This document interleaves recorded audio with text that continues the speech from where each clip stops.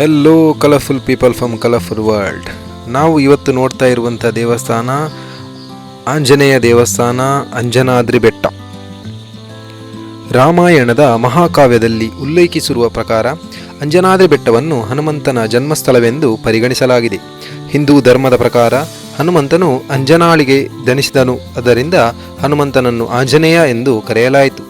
ಹೀಗಾಗಿ ಈ ಸ್ಥಳವನ್ನು ಅಂಜನಾದ್ರಿ ಬೆಟ್ಟ ಎಂದು ಕರೆಯುತ್ತಾರೆ. ಇದು ಆನೆಗುಂದಿ ತಾಲೂಕಿನಲ್ಲಿದೆ. ಅಂಜನಾದ್ರಿ ಪರ್ವತವು ತುಂಗಾಭದ್ರಾ ನದಿಯ ತಟದಲ್ಲಿದೆ.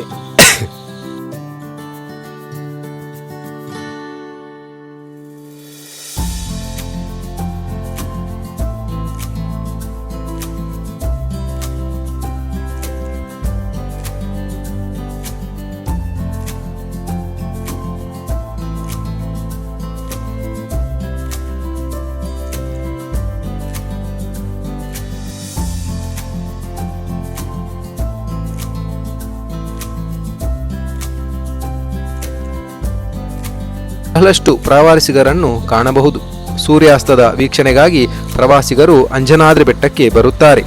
ಅಂಜನಾದ್ರಿ ಬೆಟ್ಟದ ಮೇಲಿರುವ ಹನುಮಂತನ ದೇವಸ್ಥಾನವನ್ನು ತಲುಪಲು 570 ಮೆಟ್ಟಿಲುಗಳನ್ನು ಹತ್ತಬೇಕು. ಈ ಬೆಟ್ಟವು ಸಮುದ್ರ ಮಟ್ಟದಿಂದ ಸುಮಾರು 600 ಮೀಟರ್ ಎತ್ತರದಲ್ಲಿದೆ. ಹನುಮಂತನ ದೇವಾಲಯವು ಬಿಳಿ ಬಣ್ಣದ ಪಿರಮಿಡ್ ರಚನೆಯನ್ನು ಹೊಂದಿದೆ. ಇದರ ಮೇಲ್ಛಾವಣಿಯು ಮೇಲ್ಭಾಗವು ಸಣ್ಣ ಕೆಂಪು ಗುಮ್ಮಟವನ್ನು ಹೊಂದಿದೆ. ಅಂಜನಾದೇವಿಯು ಹನುಮಂತನ ತಾಯಿ. ಹನುಮಂತ ಮತ್ತು ಅಂಜನಾದೇವಿಯ ದೇವಾಲಯವು 60 ಅಡಿ ತುದಿಯಲ್ಲಿ ನೆಲೆಸಿದೆ. ಈ ದೇವಾಲಯವನ್ನು ಅಲ್ಲಿ ವಾಸಿಸುವ ಕೆಲವು ಋಷಿಮುನಿಗಳು ನಿರ್ವಹಿಸುತ್ತಾರೆ. ಈ ದೇವಾಲಯದಲ್ಲಿ ಬಂಡೆಯಿಂದ ಕೆತ್ತಿದ ಹನುಮಂತನ ವಿಗ್ರಹವಿದೆ. ಹನುಮನಹಳ್ಳಿಯ ಅಂಜನಾದ್ರಿ ಬೆಟ್ಟವು ಕರ್ನಾಟಕದ ಕೊಪ್ಪಳ ಜಿಲ್ಲೆಯಲ್ಲಿದೆ.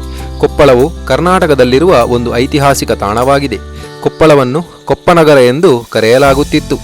ಕೊಪ್ಪಳವನ್ನು ಗಂಗರು, ಹೊಯ್ಸಳರು, ಚಾಲುಕ್ಯರು ಆಳಿದ್ದಾರೆ.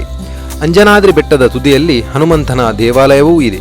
ಇದು ಸುಮಾರು 570 ಮೆಟ್ಟಿಲುಗಳನ್ನು ಹೊಂದಿದೆ.